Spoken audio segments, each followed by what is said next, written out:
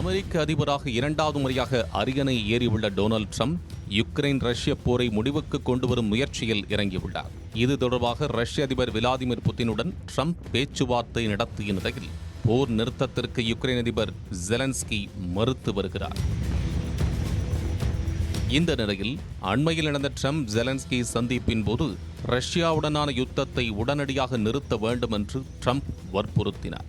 இதனை ஏற்க மறுத்த ஜெலன்ஸ்கி அதிபர் ட்ரம்ப் மற்றும் துணை அதிபர் ஜேடி வான்ஸ் வறுத்தெடுத்த காட்சிகள் ஊடகங்களில் நேரலையாகி சர்வதேச அரசியலில் பெரும் தாக்கத்தை ஏற்படுத்தியுள்ளது. அதிலும் யுக்ரைன் மக்களின் உயிரோடு ஜெலன்ஸ்கி விளையாடுவதாக சாடிய ட்ரம்ப் மூன்றாம் உலகப் போரில் கேம்பிளிங் விளையாடுகிறீர்களா என்றும் கேள்விகளால் துளைத்தெடுத்தார். எதிரி நாட்டு அதிபர்கள் கூட செய்தியாளர்கள் சந்திப்பில் இப்படி சண்டையிட்டுக் கொள்ள மாட்டார்கள் என்ற நிலையில் நட்பு நாடான அமெரிக்கா யுக்ரைன் உறவில் விழுந்துள்ள விரிசல் மூன்றாம் உலகப் போர் மூழ்வதற்கான வாய்ப்புகளை உருவாக்கி இருப்பதாக உலக அரசியல் வல்லுநர்கள் கருத்து தெரிவிக்கின்றனர்.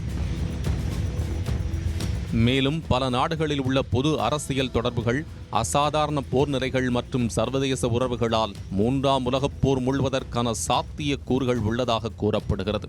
அதாவது அமெரிக்கா, சீனா, ரஷ்யா, ஈரான் மற்றும் வடகொரியா போன்ற நாடுகளுக்கு இடையே அதிகரித்து வரும் பதற்றமான சூழல்கள் மற்றும் அரசியல் போராட்டங்கள் மிகப்பெரிய போருக்கு வழிவகுப்பதாக கூறப்படுகிறது.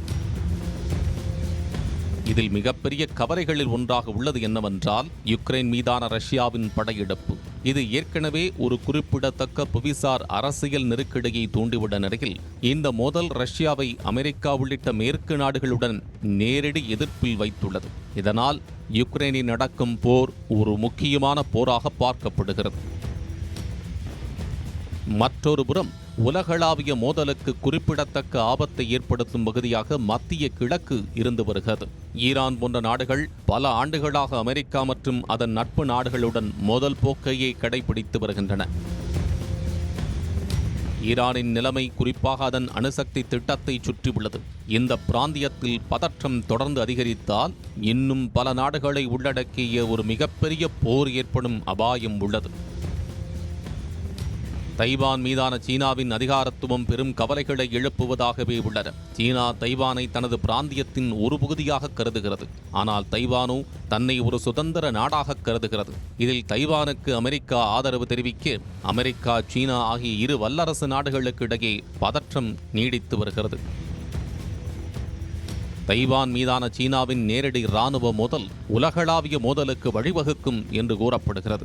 தொடர்ந்து உலகப் போர் குறித்தான பதற்ற நிலைக்கு பங்களிக்கக்கூடிய மற்றொரு நாடாக உள்ளது வடகொரியா.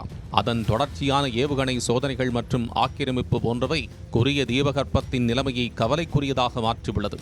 இந்த பிராந்தியத்தில் பதற்றம் அதிகரித்தால் தென்கொரியா அல்லது அமெரிக்காவுடன் கூட நேரடி மோதல் ஏற்படலாம். ஒருவேளை மூன்றாம் உலகப் போர் மூண்டால் யார் யார் கைகோர்ப்பார்கள், யார் யார் எதிரும் புதிருமாக நிற்பார்கள், யார் யார் நடுநிலையோடு செயல்படுவார்கள் என்று பார்க்கையில் 30 நாடுகள் ஒன்றிணைந்த நேட்டோ, அதாவது வட அட்லாண்டிக் ஒப்பந்த அமைப்பில் அமெரிக்காவின் தலைமையில் Britain, Germany, France, Canada, Italy போன்ற நாடுகள், ரஷ்ய ஆக்கிரமிப்புக்கு எதிராக உள்ள போலந்து, டென்மார்க் மற்றும் மற்ற கிழக்கு ஐரோப்பிய நாடுகளும், ஆசிய நாடுகளான ஜப்பான், தென்கொரியா போன்றவையும், ஆஸ்திரேலியா, நியூசிலாந்து ஆகிய நாடுகளும் ஒன்றிணையும் வாய்ப்புகள் உள்ளன. அமெரிக்க கூட்டணிக்கு எதிரான ஒரு பலமான அணியாக இருக்கப் போவது நிச்சயம் ரஷ்ய கூட்டணிதான். இந்த கூட்டணியில் சீனா, வடகொரியா, ஈரான், ஈராக், பெலாரஸ், சிரியா போன்ற இடதுசாரி நாடுகள் ஒன்றிணைந்து பயணிக்க வாய்ப்புகள் உள்ளன. ரஷ்யா மற்றும் சீனா இருவரும் மேற்கத்திய ஆதிக்கத்திற்கு எதிராக பெரும் குரலை எழுப்பிக் கொண்டிருப்பதால் நேட்டோவிற்கு எதிராக ஒரு கூட்டத்தை இந்த இரண்டு நாடுகளுமே சமபலத்தில் தலைமை தாங்கலாம் என்று கூறப்படுகிறது. அதேபோல மத்திய கிழக்கு நாடுகளின் ஆதரவும் மிகப்பெரிய பங்கை ஆற்றக்கூடும். அவர்களின் கூட்டணி என்பது அடிக்கடி மாறும். இதனால் எந்த ஒரு உலகப் போர் சூழ்நிலையிலும் இப்பகுதி ஒரு பெரிய போர்க்களத்தை காணும் பகுதியாகவே காணப்படுகிறது.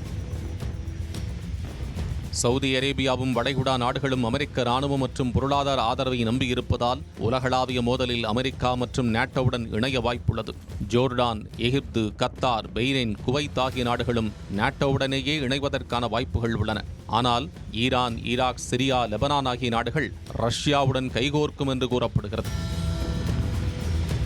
இதில் நடுநிலையான அல்லது போரில் ஈடுபடாத நாடுகளாக இந்தியா, துருக்கி, பிரேசில், ஆப்பிரிக்க நாடுகள் போன்றவை இருப்பதற்கான சூழலே அதிகம் உள்ளது. இப்படி பலமிக்க கூட்டணிகள் உருவாகும் என்று கூறப்படும் நிலையில் இந்த போர் 4 வகையில் நடப்பதற்கான வாய்ப்புகள் உள்ளதாக கருதப்படுகிறது. அதாவது விமான தாக்குதல்கள், கடற்படை போர் மற்றும் பிராந்திய போர்கள் என வழக்கமான ஒன்றாக நடக்கலாம். மற்றொருபுறம் 3ஆம் உலகப் போரானது அணு ஆயுத போராக கூட நடக்கலாம் என்று கூறப்படுகிறது. உலகின் பல்வேறு நாடுகள் அணு ஆயுத தயாரிப்பில் இறங்கியுள்ள நிலையில் இந்த போர் உலக வரலாற்றில் மிகப்பெரிய தாக்கத்தையும் அழிவையும் ஏற்படுத்துவதற்கான அபாயம் உள்ளது. அமெரிக்கா, ரஷ்யா மற்றும் சீனா போன்ற நாடுகள் அணு ஆயுத தாக்குதல்களில் ஈடுபட்டால் அது உலகளாவிய அழிவுக்கான சாத்தியத்தை கடுமையாக அதிகரிக்கும். சைபர் போர், உள்கட்டமைப்பு, நிதியமைப்புகள் மற்றும் இராணுவ நடவடிக்கைகளை சீர்குலைக்க ஒரு சில நாடுகள் சைபர் தாக்குதல்களில் ஈடுபடலாம். அப்படி ஈடுபடும் பட்சத்தில் பொருளாதார நெருக்கடி உலகளவில் பாதிப்பை ஏற்படுத்தும்.